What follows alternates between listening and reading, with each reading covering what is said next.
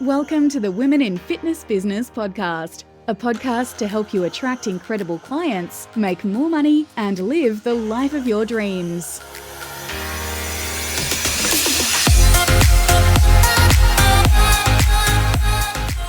Carissa has been working in the fitness industry for 8 years, taking over a franchise for Outdoor Boot Camp 4 years ago. Within the first 6 months of ownership, the master franchise went into receivership and COVID hit, allowing Carissa the opportunity to rebrand and relaunch and regrow a fitness business built on connection, acceptance, and community. So as a result of her own breast cancer journey, Carissa has also been inspired to support and encourage women to find peace and acceptance in their bodies at all ages and stages of life. So welcome, Carissa. Thank you so much for joining us on the Women in Fitness Business podcast. Oh, I'm so excited to be here. Really been looking forward to it. Yeah, absolutely. This story that you're about to share is extremely inspiring. So let's dive on in. If you can just start to share your story of your personal transformation where you've lost 20 kilos and what motivated you to make that change in your life. Yeah, absolutely. So in my 30s, I was a mum of 6. And so you can imagine I'd been giving a fair bit of time to everyone else. And I started to notice that, that all my joints were aching, my knees hurt, my hips hurt. And I thought I'm only in my 30s, that I shouldn't feel like this. So I decided I needed to do something about it. With each pregnancy, I'd gained a little bit of weight and hadn't lost it afterwards. And so I joined a 12-week program, and I would get up in the dark before my kids got up. I'd go out into into my husband's grotty, dusty shed, often with the company of rats, and get my workouts done. And I was meticulously counting calories. And so over the course of 6 to 12 months, went and lost about 20 kilos. And the biggest impact, I guess, was what happened to my own fitness. And, I got so much fitter and so much stronger, and was able to run the City to Bay, which is a big event in Adelaide. And that was something I'd always wanted to do. And to finally tick that off was like a real sort of, full stop moment in life for me. And I thought, I always thought that perhaps wasn't available to me. And so that's what started my journey down to becoming a personal trainer, because I knew that it is possible. And if it was possible for me, it was possible for others. And really wanted to help other people have that sort of same experience of going from I can't do that to actually I can. So inspiring. They do say in business, your mess is your message. And that's definitely for you, would you say, like a huge part of why you're doing what you're doing today? Yeah, absolutely. Yeah. And so what did you learn along the way of that transformation from where you were to where you are and losing that 20 kilos? Oh, goodness me. So many things. I think the biggest thing for me was that, like, you can just wait for what feels like the right moment. You can wait for the motivation, or you can have all the reasons in the world why you can't do something about it now. You don't have the time, you don't have the money, you don't, your metabolism is, screwed, or your genetics, there's always things that we can, sort of turn to as reasons why we're not making changes. And I realized that, if I wanted something different, the only person that could make that happen was me. So I did. And that would be the biggest lesson. And and you certainly see that, in your work as a PT. And, you have to get to a point where you take radical self-responsibility and go, actually, no, this is enough. Yes. And I want something different than this. Yeah. As you said, like, there's something that I've always said over my years is like, it's too hot, it's too cold. Like, there is always something that will prevent you from getting started. 100%. But it's like, okay, this is ready. So what would you say to fitness professionals in helping people like yourself get started? Like, when it comes to their marketing message or educating people on social media, or however they do their marketing side of it, what would you suggest to those fitness professionals in helping people like you to take that next step?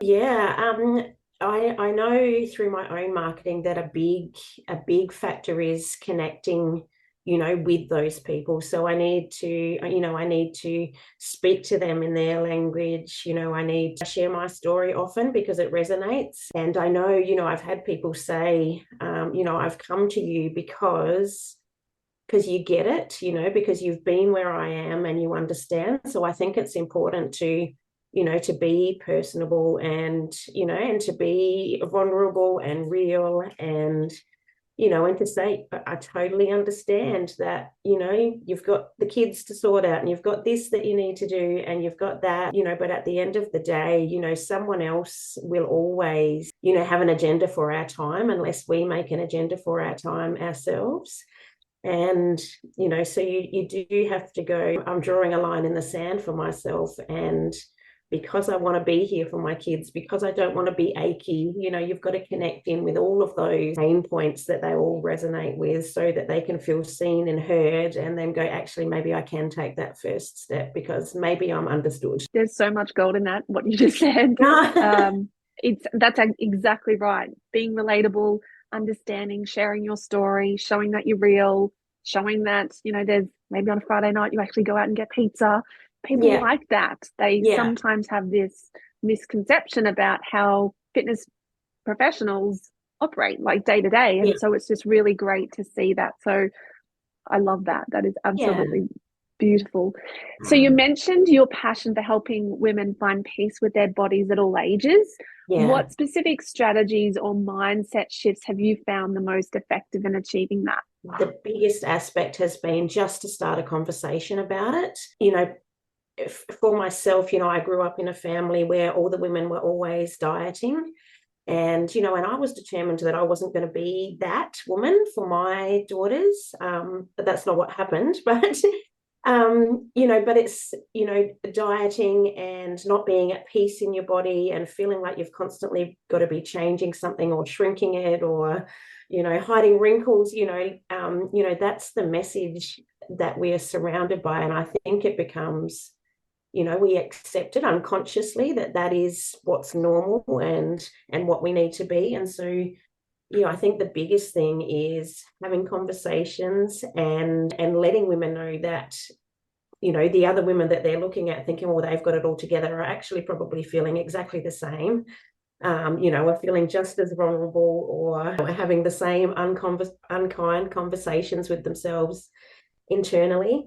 And also bringing awareness to, to the whole diet culture aspect, having to have everything under control all of the time. And, there's no sort of room for just being in the moment with your life, enjoying things, with friends and family. You've probably had it. I've had people turn up to sessions saying, I only came today because I had a bun for lunch. And I'm like, we have to change that, I want you to come and move your body because it feels good, not because of something you ate. Eat the thing, that's fine, but, come and move because that's, that feels amazing.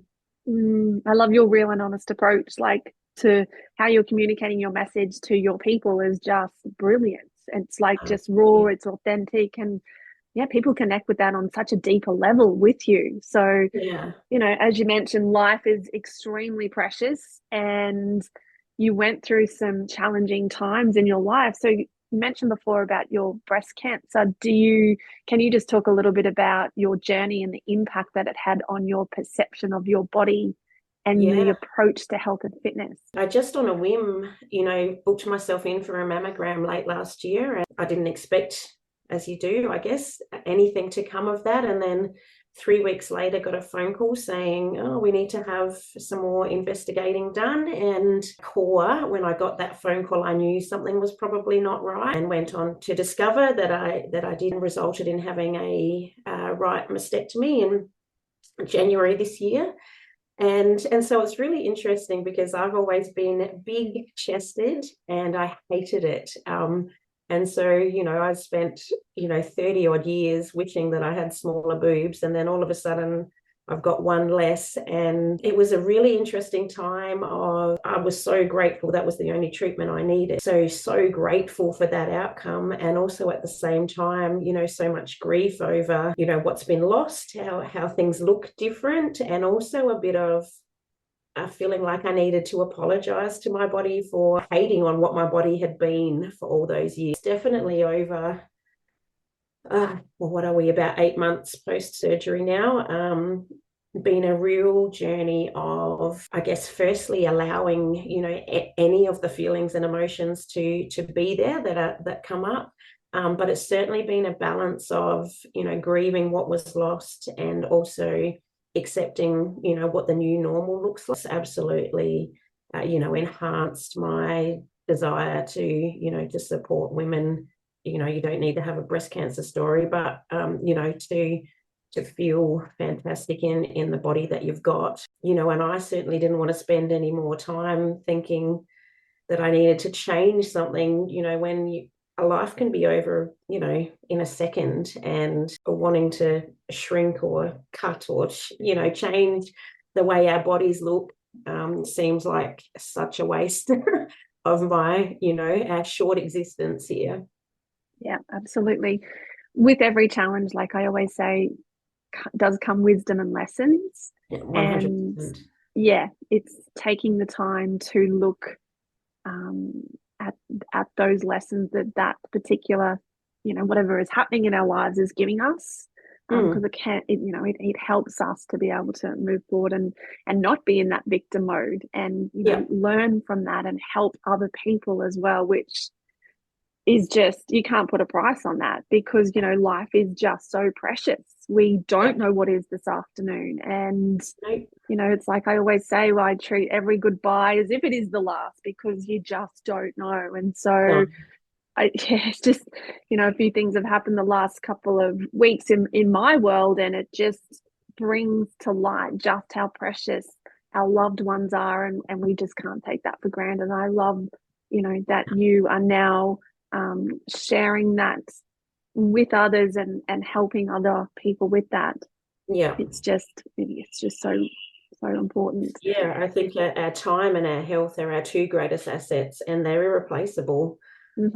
So if we're not intentional about our use of them and support of them, we all know, all of a sudden it's nearly Christmas time again, so the time just goes.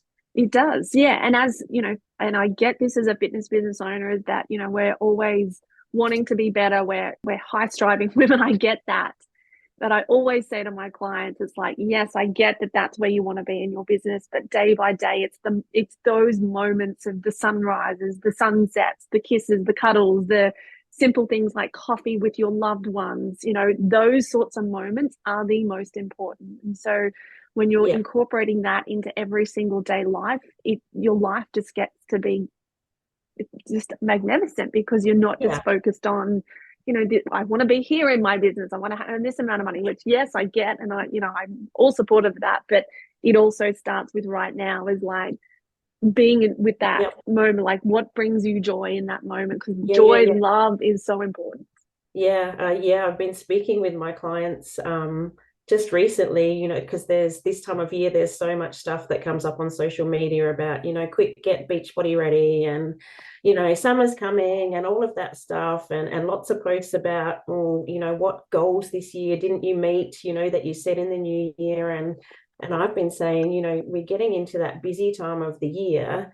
So, so what do you actually need in this moment? Maybe it's not that you need to be, squatting 40 kilos or something. Maybe it's that you need to stop and walk barefoot on the grass and just let your nervous system calm down. There's so much more to a human body than, the physical achievement. And we have to make time and priority for those things.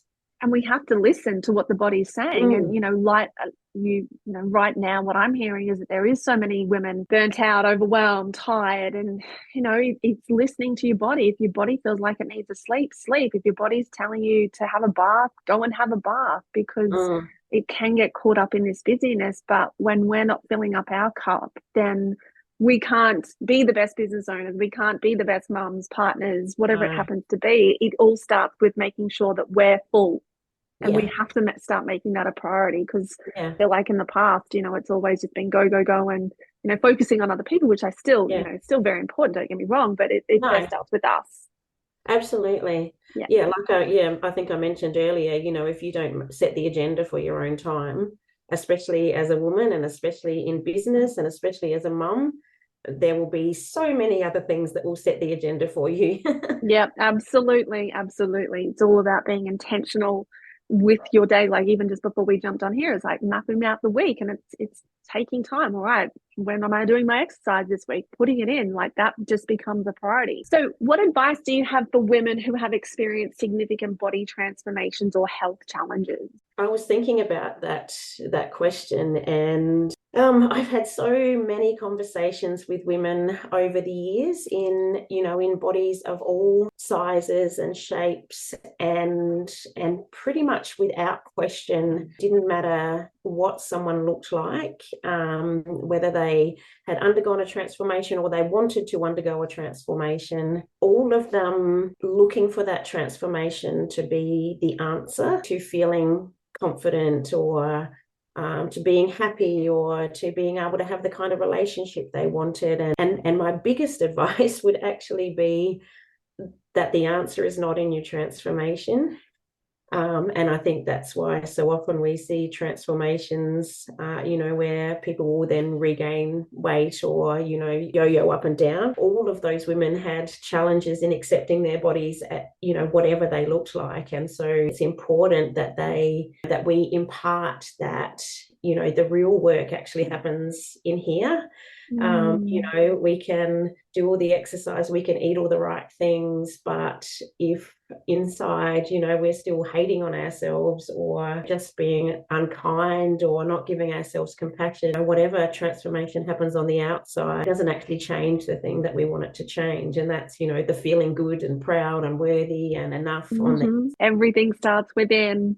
Yeah. It's been a very common thing that we've spoken about on the podcast, is that the identity of how we see ourselves is so powerful. Like I used to work a lot with weight loss in one of my previous fitness lives, and it's, exactly what you mentioned. It's like, we can give them the exact meal plan that they need and the exercise that they require and whatever else comes with that, but it's that identity of how they see themselves, what they're thinking about themselves, their feelings, their beliefs. Yeah. And that really transpires into their results. And the ones that could shift that identity was huge. The results were huge, combined with all of that, taking all of that into the approach. Yeah, 100%. And, I was thinking when I was thinking about this question, I had a conversation with a lady who'd lost 50 kilos, which is huge, obviously, but it probably took her 2 or 3 years to feel at peace in what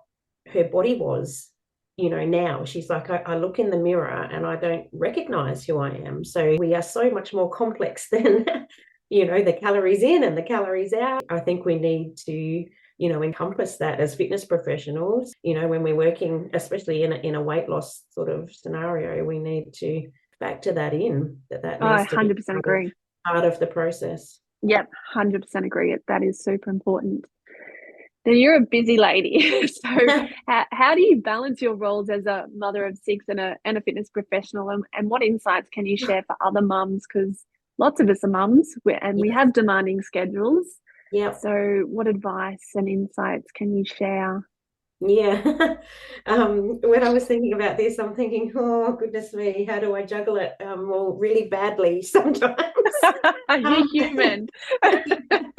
But I think that's where the answer is. We have to prioritize the things that really matter at the end of the day. And that's things like our own health. If the kitchen floor is filthy, then that's okay. If the kids leave the house and their t-shirt's grubby, that's okay. Letting go of an idea of, perfection, having the perfect life, the perfect relationship, the perfect children, that has to happen. And I can remember having, it's a really vivid memory when my 6 children were really young. And, I'm piling them all into the people mover van. And I'm like, I just can't be worried about whether or not we get somewhere on time anymore. Like it just takes as long as it takes. And that has to be okay. Just add to the burnout and the stress if you're putting that pressure on to have it all together. Like we're actually not meant to have it all together. That's part of the human experience. I think in business, imperfectly done is better than perfectly not done. So yeah, I'm all for taking action, even if it's, maybe not perfectly put together or worded or organized or whatever it might be, rather than just going, oh, well, I can't do it yet because it's not perfect. Such good advice. Yeah, it's exactly spot on, because I remember those times when, mine aren't so little anymore, but just juggling them, getting them out to school on time and feeling like having all those pressures, especially with having a business, because it adds another layer of complexity to us when we've got so many people that we need to look after. But again, it's coming back to making sure that we're happy, like we're looking after us. Yes. Because again, with all of these pressures that we are, like everyone is facing these days, again, there's this common denominator coming back to us. When we're feeling good, we're able to handle situations much more effectively, and more at calm as well. So yeah, I just love your advice. That you've mentioned the importance of women's wisdom and creativity. How do you see this being unlocked when women are at peace with their bodies? Well, I can speak, firstly from my own experience. When I started my 20-kilo weight loss journey, the first thing that I started doing was I went to a Zumba class. I, have always loved to dance. And so I went to one in my local town. I stood right at the back of the town hall. I would always walk in, sort of like this. I know people can't see, but, eyes down, not make eye contact. This makes me a bit emotional. Carry myself really as small as possible, take up as little space as possible. As the years have gone by, not just the weight loss, I have come to understand that when my head is not full of, oh, well, I've stuffed up my diet today, I'll start again tomorrow, or this diet didn't work, so I'm going to start that one, or, someone must be thinking this about me because I've put 5 kilos on. When I have been able to make peace with the body that I'm in right now, whatever size, shape, or otherwise that it is, that all of the things that I actually want, I want to create things, and I want to experience things, and I want to try things. I actually have space for those. And I've seen it in other women, when they've come to a place where they're giving themselves a shot at something, taking a chance on themselves, letting go of that, that narrative that they've got to change something about themselves before they can start taking part in their own life. It just allows so much freedom mentally, and when we've got that space mentally, it allows us to tune into our own wisdom and our own insight. And I think that's absolutely magical, and I truly believe that where we are sort of in humanity at the moment, that the world needs that wisdom from women, that insight from women, our creativity. So I will talk about that and share about that till the cows come home, because I just think it's just so important. And and there is nothing better than seeing a woman just radiating, excitement and joy about her own life and the things she's doing. And yeah, there's just nothing better. There is nothing better, because when a woman is in that, her magnetism just is amplified, is expanded. Yes. And as society, we have been conditioned to do all of the time in this masculine world. The feminine has this magical power of being. And when she, like you mentioned, is that, looking up, like I feel like a common thing that's being brought up today is like, when we're being like that authentic self, taking care of ourselves, it radiates, and you start to just have things fall into place for you. 100%. It's magnetic. Yeah, we do have the answers within. And again, we've been taught, rush, do, like answers are outside of us externally, when that is not the case. We have the answers within when we're taking the time, which, it's when you actually do take the time out to just listen, it's like, okay. And, a lot of what I do with human design comes into it. And so it's teaching people, how do you actually make decisions based on your design? And it's like, it's different for everyone. And when people know that, it's like, oh, okay, and they listen to that part of them that's telling them that guidance, it will always point you in the right direction. But the thing is that a logical brain gets in, and it's based on past experience. So it's like, it can bring up the fear sometimes as well. But, when it comes to this inner knowing, like, you can't explain it. It's just this No, higher self speaking through to you. It's like, this is the right path, even though logical may not make sense at the time. 100%. And Yeah. that's when lives start to change, because it's like, oh my God, this is where the magic happens. The Yeah, magic yeah, isn't happen. It's just yeah, beautiful. yeah, absolutely. Yeah. And like what you mentioned before, being kind to ourselves, being mindful of the thoughts. Like, we have 60,000 plus thoughts a day. And it's like, just being conscious of those thoughts, where is that being directed? Is it focused on, would I speak to my friend like that? What is that? Mm. And just know that you're doing the best you can with what you've got. And that's okay. And just Yeah, yeah, emphasizing that absolutely. if you're having a bad day or one of those days, that's okay.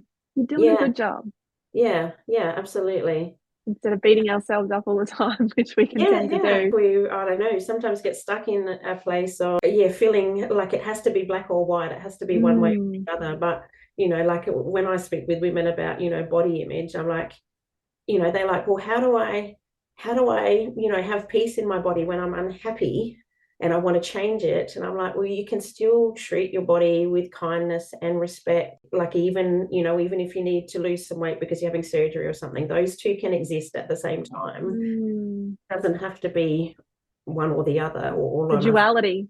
Yeah, yeah. Yeah, definitely. So, what are your future goals and aspirations with your work in the fitness industry, and helping women as you move forward with finding peace? With my outdoor boot camp, it's just about, sharing. I guess I have a lot of people that come to me that have been to the gym, haven't had positive experiences in the gym. So I want to create a space where people come and feel included and welcomed, and not like they're being left behind because they're not the fastest, or not like they're letting someone down because they're not the strongest, but they can come and have friendship and connection and community, which tends to keep people wanting to come back because they're having a good time. And then that allows them the freedom to live life, on their terms, because they're taking care of their bodies, and then they can do the things that they want to do in their lives, which I love.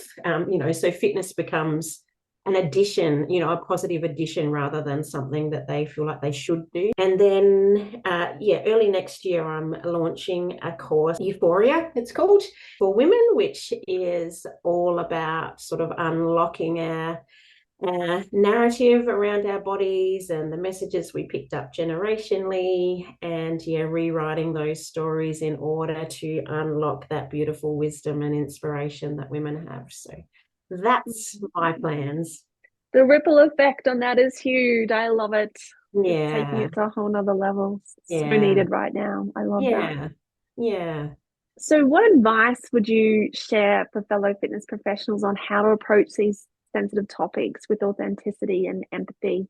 I think the biggest piece of advice that I would share would be just to be raw and honest and open, gentle. We need to spend all of our lives in our bodies, and they are often, very emotive conversations to have. So, treading gently and with compassion and kindness, but also being, really transparent and authentic about, our own struggles and challenges, I think is super important. When we feel seen and heard and validated, and like someone understands, that gives us the space to share and to open up and to look at our own stuff. Mm. Being real and authentic, especially in the marketing. Like, Mm. I was thinking the last couple of days, it's like in business, and I've had a few people say it to me over the last couple of months. It's like, what used to work, this, like maybe last year or the year before, doesn't work now. And Yeah, that's exactly right. Business yeah, has changed, marketing has changed. yeah. And with what we see in social media, there's a part of that authenticity that has gone. And Yes, so when people see your story, your social media, your marketing, is this real authenticness, there's that connection. And that's what people are gravitating towards these days, absolutely. this real and honest stuff. And, I say to my clients all the time, there's been a few situations recently that have happened. I say it every time. I just be real and honest. Yeah, You can't go wrong when you're speaking your truth, no, and being okay with that, not hiding that part of you, because that's yeah, just who you are. And you just can't go wrong with that side of it. So, yeah, that authenticity is just huge part, I feel like, moving forward. That Yeah. real connection with people and Yeah. I think humans are built for connection. And probably heightened maybe by COVID and that, yes. separation of everyone. You realize, whether or not it's a conscious realization or not, but how much we actually need each other. Mm-hmm. Connection and being authentic are absolutely my highest values in the way that I will choose to show up in my business and in my life. And So much gold in that. Thank you so much for joining us. It's been a real honor and a pleasure to chat to you about your experience and your journey, and just so inspirational. And I just thank you for being so truthful to, and helping people with what you're doing. It's, that has a huge ripple effect. So how can people find you and connect with you if they want to follow you, reach out, have any questions? Yep. So on Facebook, Carissa Willsmore, PT, is my personal and business page. And then on Instagram is f.fitness. Oh, I can't remember it. We can put it in show notes. In your notes of the podcast. Body euphoria. But I would love that. And it's always great to have real conversations with people that get it and that care. So I really appreciate you having me be here. Thank you so much. It's been an absolute pleasure.